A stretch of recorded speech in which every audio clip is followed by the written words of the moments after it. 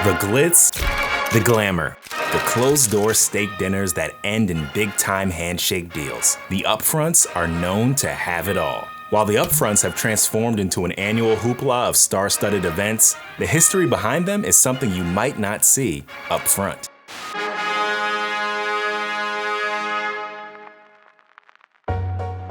After World War II, business was booming in America, and that extended to the TV market.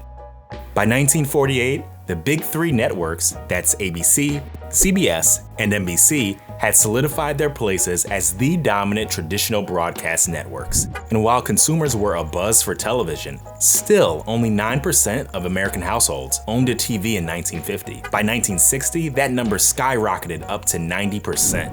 Around that time, ABC needed a big boost to catch up with NBC and CBS, which had 7 of the top 10 TV shows in 1959. That's when ABC's president Oliver Trays hatched a plan. Knowing the 3 major US auto manufacturers were all debuting new car models the week after Labor Day, Trays premiered all of ABC's biggest shows that same week. But timing wasn't enough. Trays had another compelling hook up his sleeve to get advertisers flocking to ABC: demographics data. Wait, data? Yes. Trays struck a deal with measurement guru Nielsen to offer advertisers audience information, a breakdown of the network's viewers by age for the first time ever. Armed with this new offering, Trays refined his pitch, and as a result, invented one of the longest-running media processes in history, the Upfronts, offering advertisers premier timing, demographic information, audience guarantees, and discounted ad space if they were willing to commit to a year's worth of advertising upfront. The move was so successful, NBC and CBS followed suit by the mid-60s, and thus the Upfronts were born.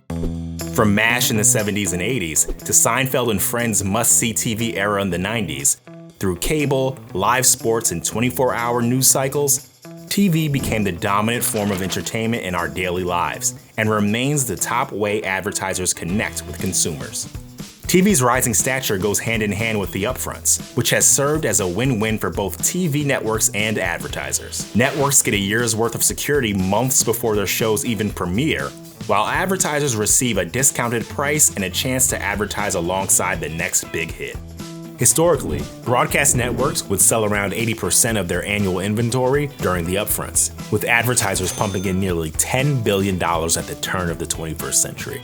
Yet a new challenger to TV's dominance was waiting in the wings, the catalyst that would fundamentally shake up the Upfronts. The internet planted seeds of change, forever transforming the way we consume media.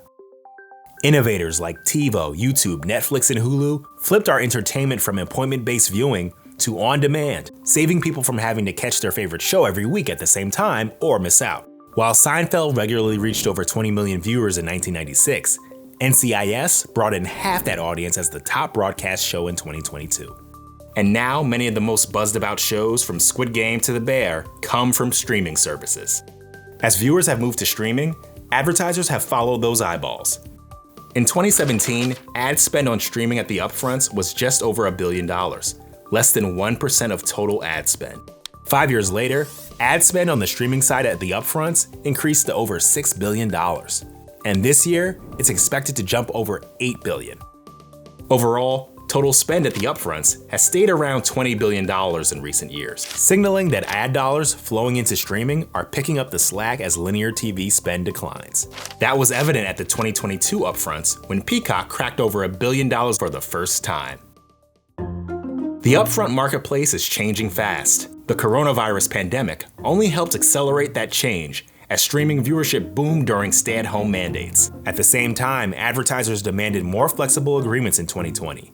And years later, that flexibility has lived on. The on-demand marketplace is modernizing the way ad buying works for both advertisers and platforms. It no longer makes sense to lock in ad buys for a fall schedule, when prime time is anytime. And advertisers want a better way to reach their target audience, beyond the age and gender demographics of old-school upfronts. Instead, data-driven buys mean the whole process is becoming more flexible and transparent than ever. And upfront veterans like Disney, NBC Universal, and Warner Bros. Discovery are keen to tout the power of their data and the scale of their streaming services. Now, 2 new age giants are getting into the upfronts game. YouTube made its debut in 2022, and Netflix will take the stage for the first time.